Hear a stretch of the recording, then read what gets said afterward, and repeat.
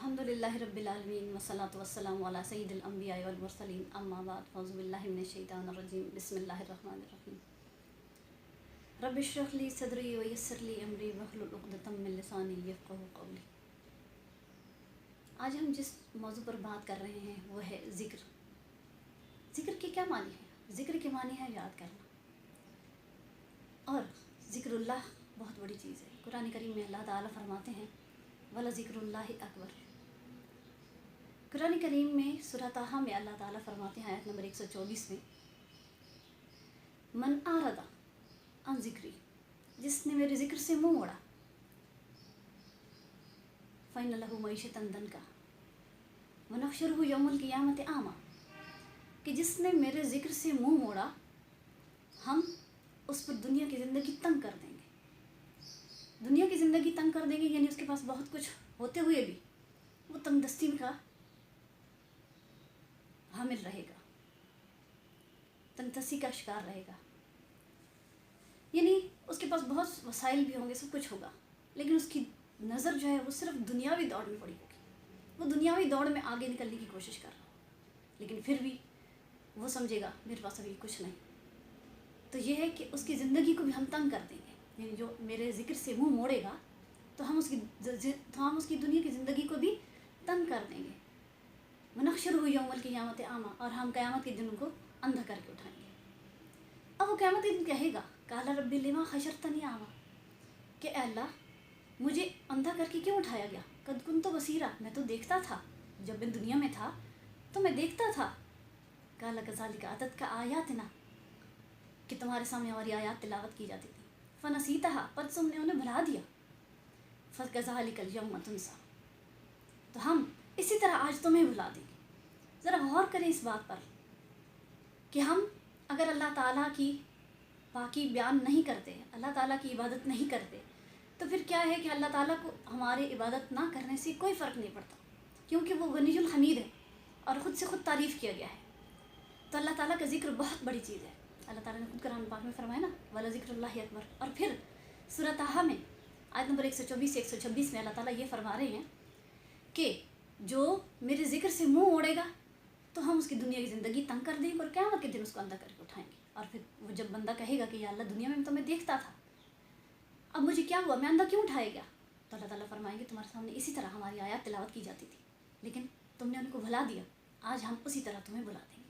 ज़रा गौर करें इस बात पर कि क़यामत के दिन जब हर एक को अल्लाह ताला की रहमत की ज़रूरत होगी, अगर उस दिन किसी से अल्लाह ताला ये फरमा दें कि आज हम तुम्हें उसी तरह भुला देंगे, तो फिर क्या मुकाम होगा?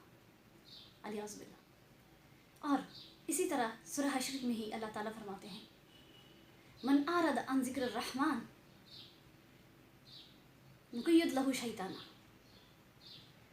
मन याशु अन ज़िक्र रहमान, मन याशु अन ज़िक्र रहमान नुक़य्यिद लहू शैताना, कि जो अल्लाह ताला हिंद रहमान के ज़िक्र से एराज़ बरतेगा, उससे पीछे हटेगा, नुक़य्यिद लहू शैताना, तो हम उस पर शैतान मुसल्लत कर देंगे।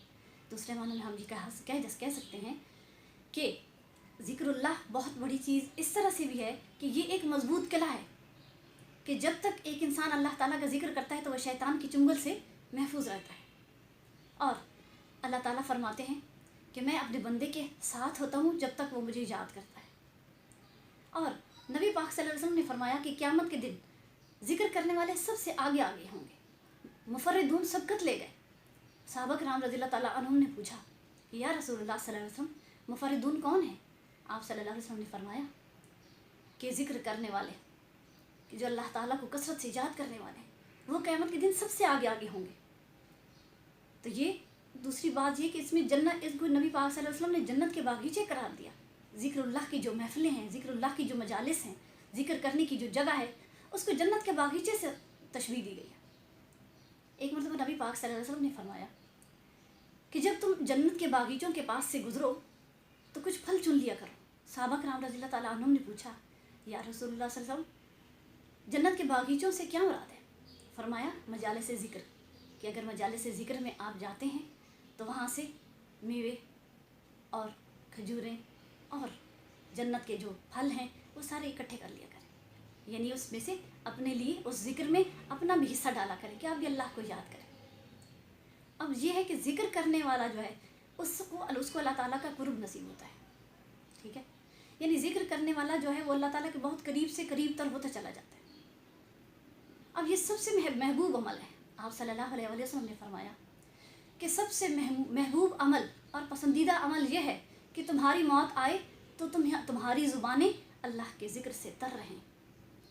یہ کیسے ہوگا؟ یہ صرف اسی صورت میں ممکن ہے کہ جب ہم اللہ تعالیٰ کو یاد کریں گے. ہماری عادت میں یہ شامل ہوگا تو ہم دنیا سے رخصت ہوتے وقت بھی اللہ کو یاد کریں گے. اگر ہم دنیاوی زندگی میں پڑھ کر اور دنیا کے عیش و عشرت اور عیش و آرام میں پڑھ کر اللہ تعالیٰ کی ذات کو، اس کی یاد کو بھول جائیں گے، بھلا دیں گے، تو پھر مرتے وقت بھی ہمیں اللہ تعالیٰ کی یاد نہیں آئے گی. تو فرمایا کہ سب سے محبوب عمل یہ ہے کہ تمہیں موت آئے تو تمہاری زبان اللہ کے ذکر سے تر رہے. اور اس میں اللہ کے ذکر میں سکون، راحت اور چین، برکتیں، سب کچھ اس میں ہے. قرآن پاک میں اللہ تعالیٰ فرماتے ہیں نا، الا بذکر اللہ تطمئن القلوب. سن لو، غور سے سن لو، بذکر اللہ، اللہ کے ذکر سے تطمئن القلوب، دلوں کو اطمینان ملتا ہے. یعنی دلوں کا اطمینان اگر ڈھونڈنا ہے تو اللہ کے ذکر میں ہے، اللہ کی یاد میں ہے. اللہ کی یاد کیا ہے؟ اللہ تعالیٰ کو ہم مختلف طرح سے یاد کر سکتے ہیں. اللہ تعالیٰ کے ذکر کی بہت سی صورتیں ہیں. علم سیکھنا سکھانا یہ بھی اللہ کا ذکر ہے. نماز پڑھنا یہ بھی اللہ کا ذکر ہے. قرآن پاک کی تلاوت کرنا اللہ کا ذکر ہے. تسبیح پڑھنا اللہ کا ذکر ہے. توبہ و استغفار کرنا اللہ کا ذکر ہے. درود پاک پڑھنا اللہ تعالیٰ کا ذکر ہے. یہ ساری ذکر کی مختلف صورتیں ہیں. ان ساری چیزوں میں ہم اللہ تعالیٰ کے زیادہ سے قریب تر ہوتے چلے جاتے ہیں. اگر ہمیں اللہ تعالیٰ کا قرب حاصل کرنا ہے تو ذکر کو اپنا شعار بنانا ہے. اس میں یہ شرط نہیں ہے کہ آپ باوضو ہیں یا بے وضو ہیں. آپ وضو بے وضو اللہ کو یاد کر سکتے ہیں، اٹھتے بیٹھتے چلتے پھرتے. ٹھیک ہے، ہر جگہ پر آپ کسی کام میں مصروف ہیں، آپ کچن میں کام کر رہے ہیں تو بھی آپ اللہ کو یاد کر سکتے ہیں. لیکن اس چیز کو اپنانے کے لیے اپنے دل میں تھوڑی سی توجہ کرنی لازمی ہے. شیطان اس میں لازمی عمل دخل کرتا ہے، وہ اس کو روکنے کی کوشش کرتا ہے. لیکن اللہ کا ذکر جو ہے وہ اگر اس میں کوئی شخص آ جاتا ہے تو یہ اللہ تعالیٰ کی طرف سے بہت بڑا انعام ہے. تو ذکر اللہ جو ہے وہ اتنی بڑی چیز ہے کہ اللہ تعالیٰ نے فرمایا کہ ذکر کرنے والا جو ہے جب تک مجھے ذکر کرتا ہے میرا تو میں اس کے ساتھ ہوتا ہوں. ایک اور مقام پر فرمایا نا سورہ بقرہ میں، فاذکرونی اذکرکم، یعنی میرا ذکر کرو تاکہ تمہارا ذکر کروں میں. مختلف روایات میں آتا ہے کہ جب کوئی بندہ اللہ تعالیٰ کو دل میں یاد کرتا ہے تو اللہ تعالیٰ کی ذات بھی اس کو اپنے دل میں یاد کرتی ہے. اور جب وہ سب کے سامنے اللہ کو یاد کرتا ہے تو اللہ تعالیٰ فرشتوں کے سامنے اس کو یاد کرتے ہیں.